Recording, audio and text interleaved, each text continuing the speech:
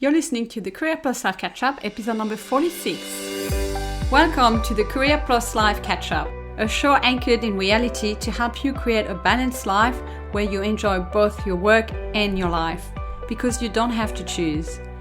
I am your host, Cecile Ferry, a corporate executive turned coach and working mom. This is your place for insights, advice, and tools to optimize your career direction, balance, and confidence. I'm so glad you're here. Let's get into it. Hello, beautiful people. How are you going this week? So here, life is pretty good, pretty awesome. I've been able to go out on the weekend and to see friends in real life, amazing. It's those simple things. And I've realized also it's really a core value of mine. I knew it. And by living and breathing it, again, after a month of being deprived of that value, I could really tell how really my cup is full now. And I have more energy and I can give way more. I'm also waking up a lot happier.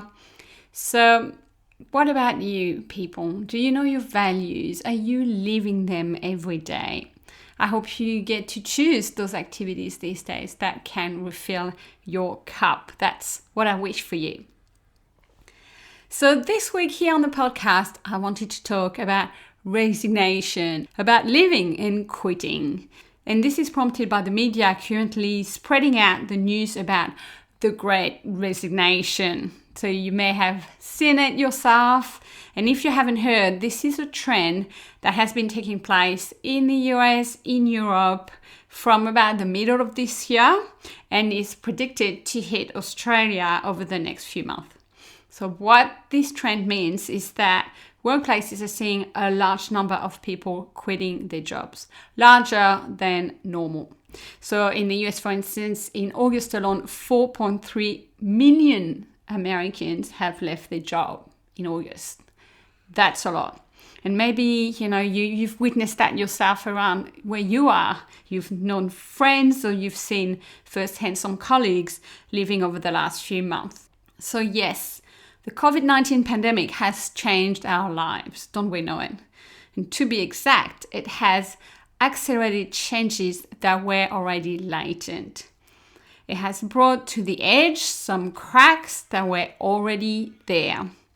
And that includes, for some of us, rethinking our career or rethinking our career plus life equation, especially as the lines between our career and our personal life have been extremely blurred lately. So it is absolutely fair that some of us have been and will be resigning from our jobs, but we've had the symptoms before. So today, I don't want to make this whole episode about the Great Resignation and telling you to leave your job. That is totally not the plan.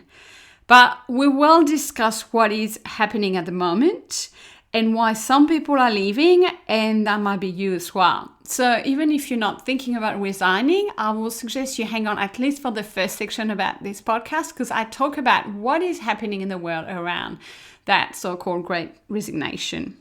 And in the second part, I will also give you the permanent, tried and tested reasons that are the right ones when it comes to deciding to resign. Pandemic or not, these principles are the same. So if you've been wondering if you should resign, this episode will give you clarity and guide your thinking to know the answer that is right for you. And it is a very personal one. It is very much a case-by-case answer. But if you use the principles I'm going to give you here, you will make the right decision for you. Are you ready? We've got lots to get through, so let's get into it.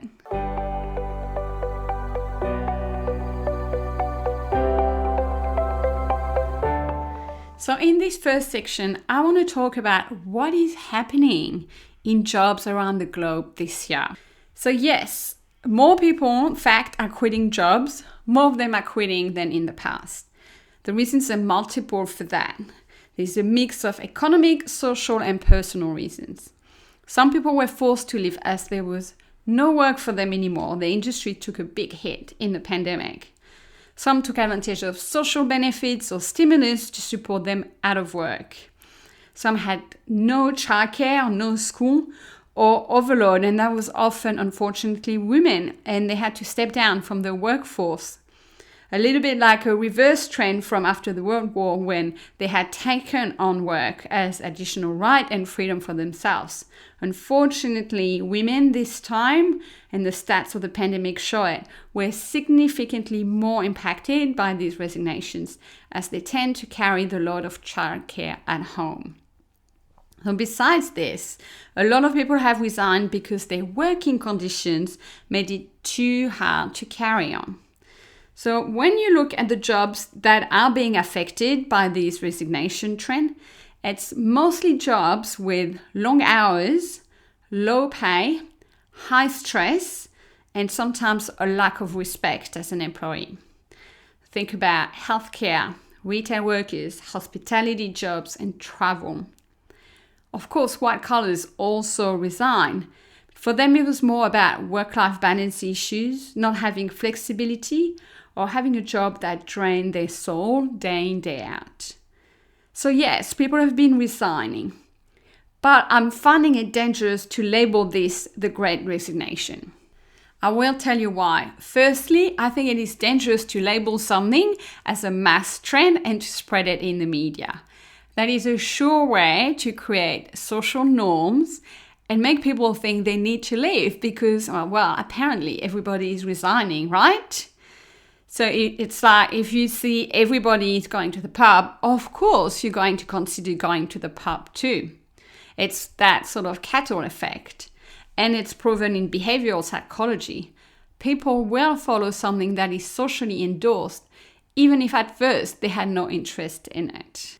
And the second reason for me not liking that label is that it sounds like a mass exit, like people are stopping to work full stop, which isn't true. It makes it sound like we don't need jobs and we just need freedom and we're just claiming it. Whilst this feels empowering for 5 minutes, that is not reality. And the people who are resigning are not getting out of the workforce and going and setting up a hut in the woods and living from fishing. Maybe some of you might be interested in that, but that is not the mainstream. You know me, I'm big on being real, so I want to shake up this conversation a bit and I want to reframe it before everyone just starts going around thinking it's time to resign. We don't really know why, but everyone is doing it and let's just go for it. Now, let me tell you what is really happening is this. Right now, we are experiencing the end of a working model that has been around for the last 30 years and has absolutely peaked in the last 5 years. It is a model about working hard, where the power was on the employer's side. People had to stay and work hard to earn their often average money. Work-life balance wasn't a priority, earning a living and having a job was. It's basically the capitalistic working model, where you exchange hours for pay, you don't complain about hardships, and companies focus on profit over employees. Some people were working very hard for not a lot of pay and were not treated very well. And the working conditions also generated a lot of stress.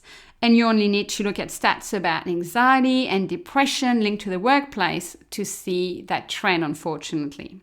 Technology made people more reachable, more available, and pretty much connected all the time to their job. This working model has become a form of modern slavery. Women would feel bad leaving the workplace to have children, and then they would be demoted on their return or simply lose their jobs. This was still happening not that long ago. And since the pandemic, technology has even started to backfire on our health with Zoom fatigue and burnout. People have been pushed to the edge during this pandemic and are no longer prepared to put up with these fundamental issues in the workplace. The cracks were already there before, it's just that they are now too wide to ignore. So this working model has run its course. And now we have entered what I call the correction phase. I firmly believe that in everything, when the pendulum swings back too far one way, or basically reaches its limit, it does swing back the other way, like an automatic correction. Same goes with looking after the planet or looking after our health and so on. So here, it's not that people want to leave. No, they would stay if the conditions were good and supportive. It is that the people have had enough, they want more and they demand more, and they're currently not getting it. The pandemic opened the door to showing employees how they don't have to be chained to a desk all day and commute for 1 hour each way. I consider this a little divine gift. Otherwise, how else would have companies accepted to let us all work from home, some of us with flexible hours, on a mass scale like this, like we have experienced? When we all started working from home, we started reassessing our values, as life wasn't just centered on going to work and coming home. Before, work could be sort of a distraction or could be kept separate from the rest of our life because we changed places. It's a bit like we could compartmentalize it and we could rationalize our dissatisfaction away because it was contained to a place, to a time. But by bringing it inside our homes, what happened is that it became front and center in our daily experience, and it showed us how it was not fitting in overall. So the pandemic was the catalyst for a change in working conditions, and I see this as a good thing, a very positive evolution. It's actually a win for the people, which sounds very different from the Great Resignation, which sounds like a general escape, a general goodbye. If people had what they value, which is balance and respect, fair pay, human hours and workload, well-being, they would not be leaving. On the contrary, they would be even more loyal. So I see this current time as a beautiful opportunity to redefine the lines between our work and our personal lives, and also the content within our work life. All of us are now seeking more meaning, more alignment with our values, and more well-being. If you feel it too, you are not alone and very much feeling something that is very normal in our modern evolution as a society. So the Great Resignation isn't some cool social fad enticing people to leave hard jobs to go and make some easy money hardly working. Not at all. Please don't fall for that.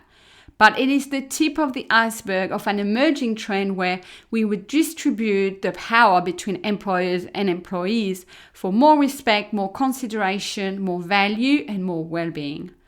I found that the fact that many countries had to close their borders and therefore suffer from talent shortage is also another nice little gift to push along the companies to start valuing their individuals more. So in essence, that's what's happening. Employees need a different working model. Employers can't close the lid on this, and people are changing jobs. They are moving, they're translating. And I'm seeing more and more clients coming to me for career coaching in line with this. It's natural and it's here to stay at least over the next 12 months. Companies which do realize this will be the first to adjust and invest in offering what employees want. I foresee, and this is my personal prediction, that eventually most will follow after they lag behind. So change is happening, and the sooner organizations jump on this bandwagon, the quicker they will reap the benefits and the lesser they will bleed talent and profit.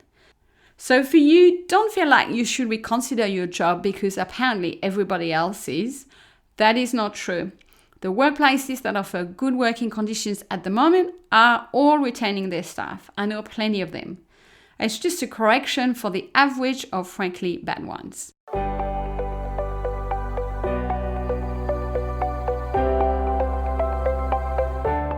Okay, so now that we have addressed and dissected what is currently happening within the employment market around the globe, we can talk about how to know, in general, if it's time to resign for you, pandemic or not. Of course, there are times where resigning is the logical, rational decision. You need to change location, you need to care for your kids or other people, or you're not fit to work and so on, right? So I'm not going to talk about these kind of decisions because They're pretty fact-based and usually you don't have much choice. But here, I want to talk about a decision to resign when you do have choice, when you can totally stay, or when you have this emotional turmoil inside of you, always wondering, should I not? You know, that constant state of indecision or doubt that goes on in your mind day and night on repeat. So this is what I want to give you principles for, and I have 5 principles. So take out your journal and write down those notes if you are exactly in that place. I'm going to give you some concrete questions to ask yourself. Principle and question number 1.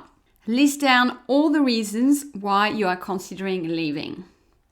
All of them. Be honest with yourself. Even if they seem petty or of low importance, or if you are ashamed to admit them. Look in all corners of your mind and do a full download on paper. You don't have to share that list with anyone, so go for it. And keep going, even when you think you don't, just keep asking yourself, and what else, until you have exhausted all the reasons, all the factors, all the thoughts at play. So basically, have a big honesty session with yourself and say how it is. Next up, I want you to circle each of these reasons with 2 pens.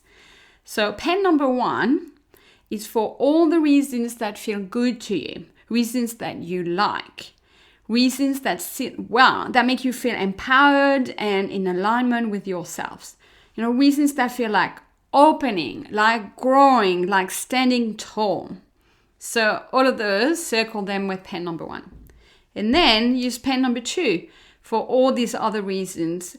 The ones that feel negative to you, that feel like a withdrawal, that don't feel really good within you. Those that make you angry, resentful, that frustrate you. The disappointments, the desire for control, the losses, the conflicts, the pains, or the conditions that affect you negatively. Or it could be like a pretty standard reason, but when you think about it, how you feel about it makes you feel really bad deep down.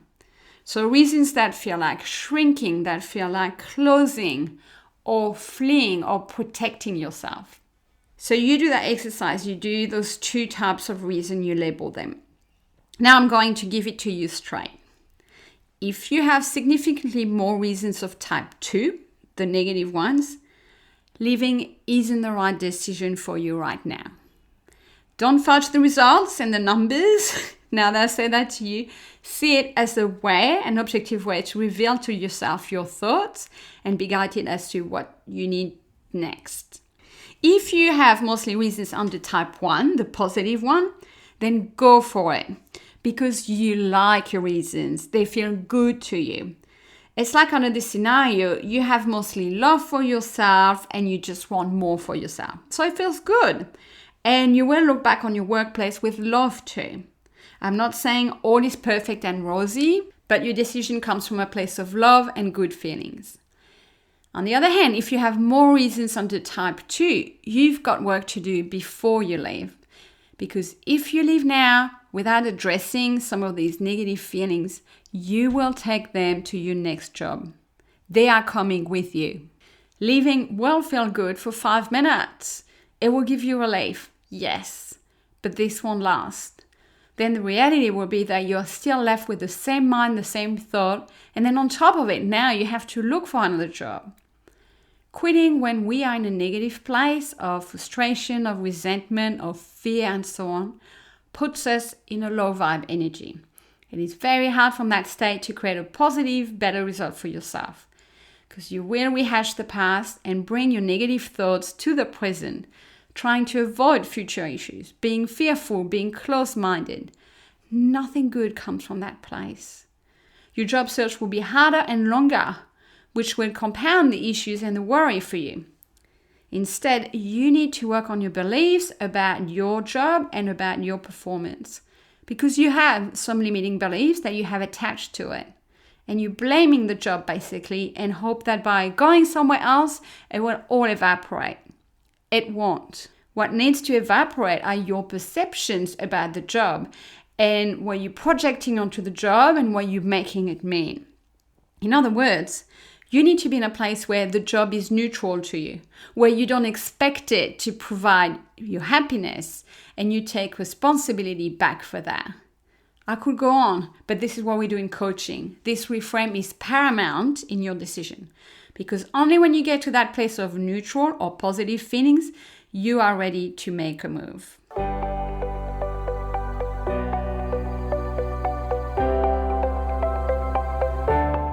Okay, principle and question number 2.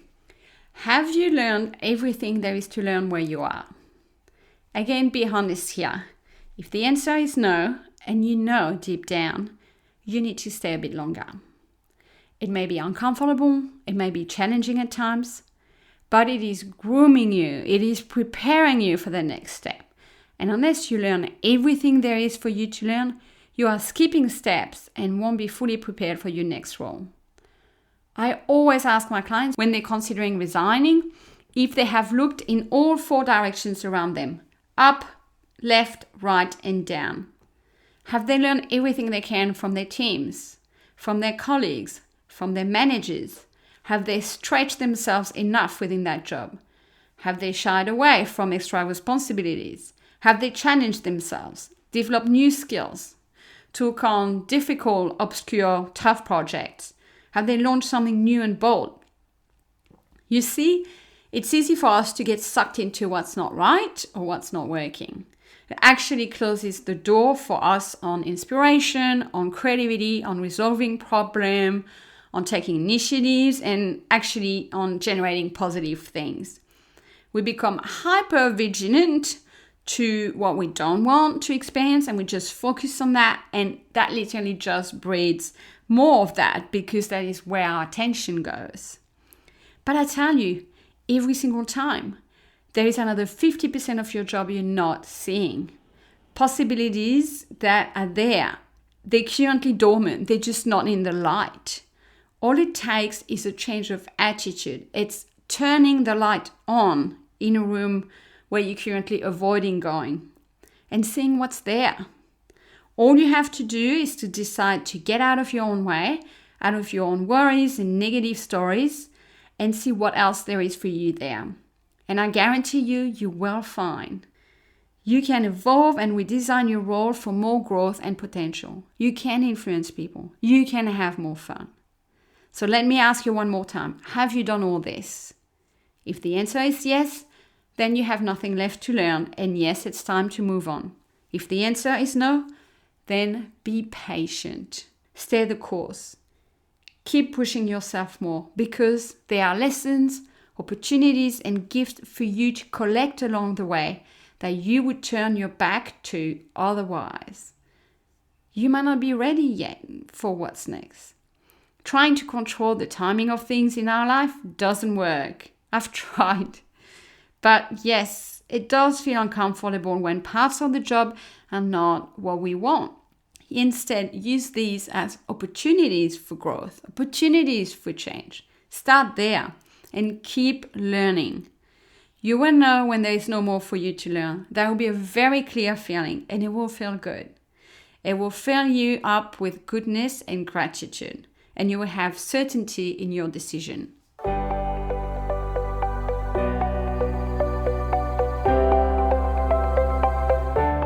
Principle number 3. What is your financial runway?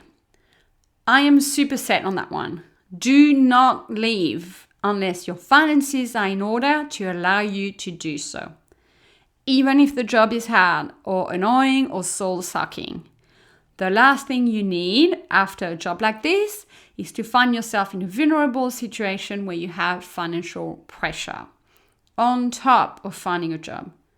There's nothing worse for you, and it will play against you in securing the right next job. Because you will become needy and potentially desperate and anxious because you need money. Of course, we all need it. So I would say allow yourself at least 6 months of financial runway, 9 months ideally. Do the math and don't cut corners. List all your current expenses and see how much you need to live worry-free on the financial side. This can be challenging to do for some of us women because we are not comfortable with budgeting or even looking at our finances. We often prefer not to look and to hope that it will work out. Hope isn't a strategy and is actually a very bad one when it comes to resigning. Hope doesn't pay bills, mortgages, and your needed haircut. You need the tangible numbers, so know where the money is going to come from. And don't expect or hope that your partner will support you unless they are totally committed to it. This is being totally financially responsible, like having a grown-up conversation with yourself. If you don't have that money, stay in your job. Work towards putting money away for that runway every week and every month. Find ways to earn more money at work or to earn more money on the side. Do not jump until you have your safety net. This is so important. And plan everything that needs to happen in your future and impact your finances, like a new home, a baby, a special trip. You don't want to miss out on those important life events because you are stranded financially. And once you're at it, I recommend you set money aside to work with a coach, especially if you have some healing to do about your job or don't know what you want to do next. That is an investment that will save you time in your search process, which will mean you'll be quicker into a better paying job, which will pay back twofold. Basically, you want to avoid any kind of tightness or fears around money that will close you down, as opposed to make you feel good and worthy.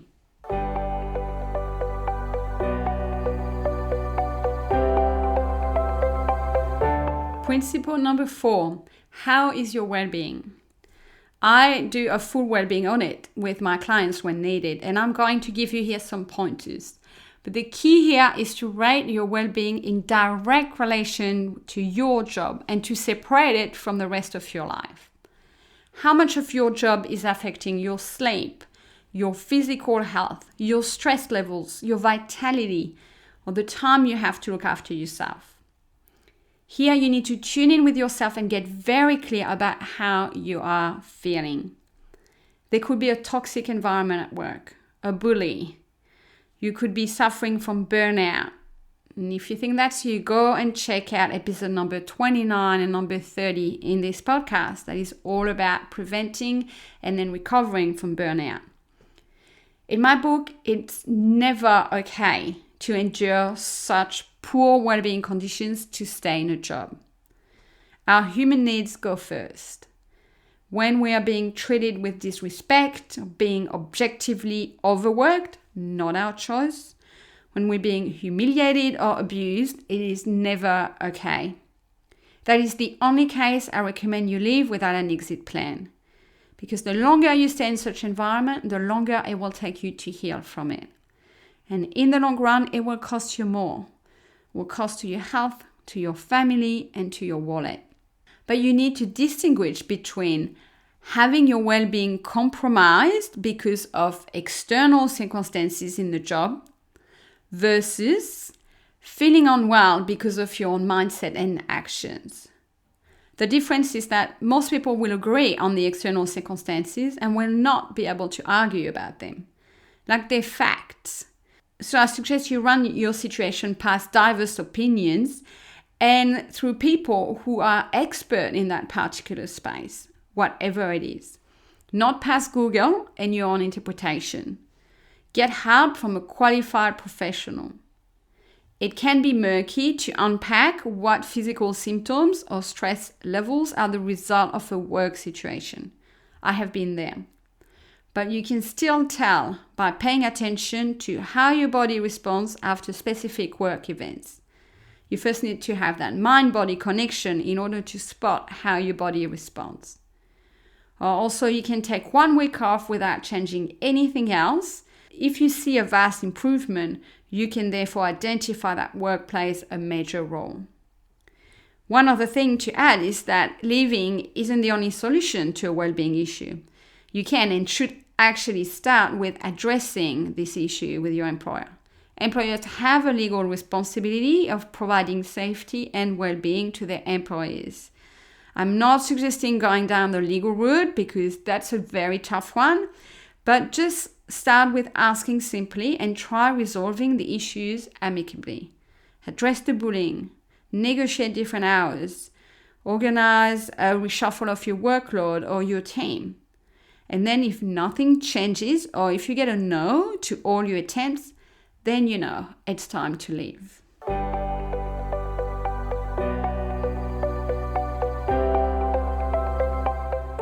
Principle number 5. Is your job aligned with your values or supporting them? So this is also a critical piece I work on with my coaching clients.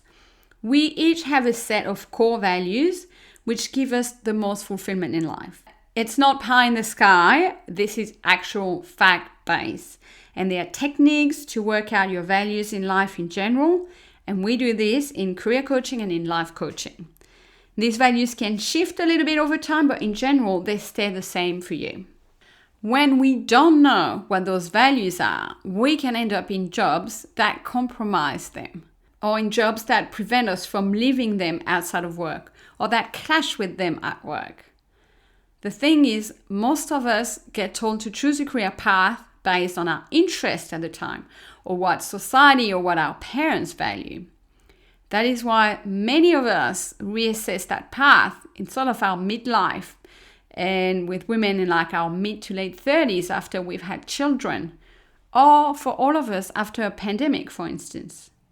Then we do the work on values, and we can understand why we don't feel good or we didn't feel good in our jobs. For instance, we may have social justice or care for the environment as a value, which we express outside of our jobs, but work for a company that has no alignment with that. A core value for you could be economic security or financial safety, and you could be right now in a low-paying job that is stressing you out. Or it could be adventure or creativity, and you're stuck behind a screen all day. So you can have an inkling that your values don't align with your job when you feel drained on a regular basis without having proper reasons for it. It's that constant little erosion of your energy. The job is okay, but it does not give you energy. You feel way more passionate about what you do outside of work. I'm not saying here your job should embody your core values, all of them, all of the time. You can decide that your core values will be nurtured through your lifestyle outside of work. That is totally okay. Or you can decide that you want work to fully align with them, as work might be really important to you. Regardless, you need to know your values in order to assess if a job is the right fit with them and if you should leave. Again, once you know your values, you might realize new possibilities within your job that would support or fully embody them. So it's work worth doing, and it is an objective lens to look at your current job satisfaction. Don't just leave because you're dissatisfied. Leave because you know what makes you satisfied, and there is no way of getting that if you stay.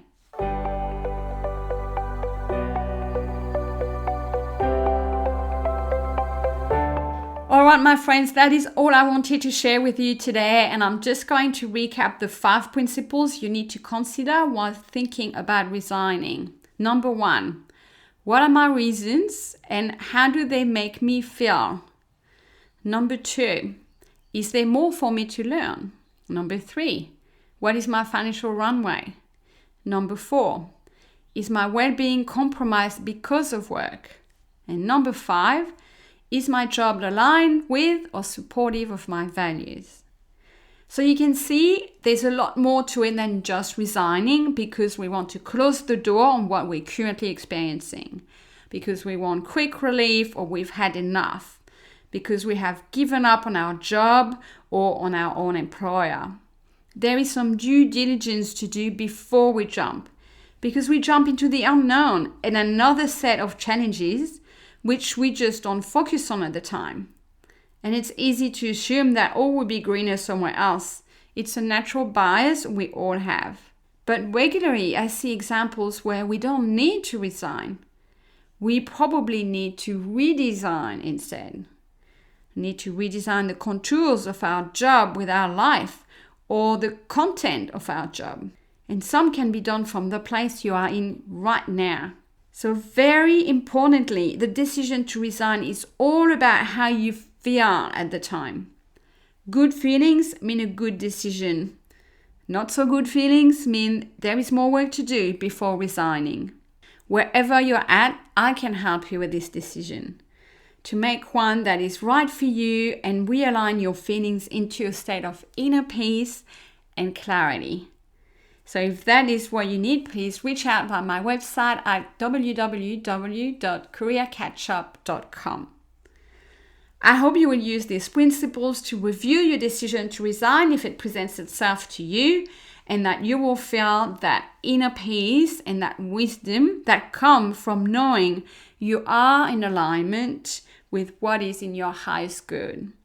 Staying or going, it doesn't really matter as long as you feel aligned with your higher self. Have an amazing week. Don't rush into anything. Take guidance and know all will be well. Take care. I will speak with you soon. Thank you for listening. If you enjoyed this episode and would like to find out more information, you can visit my website at careercatchup.com.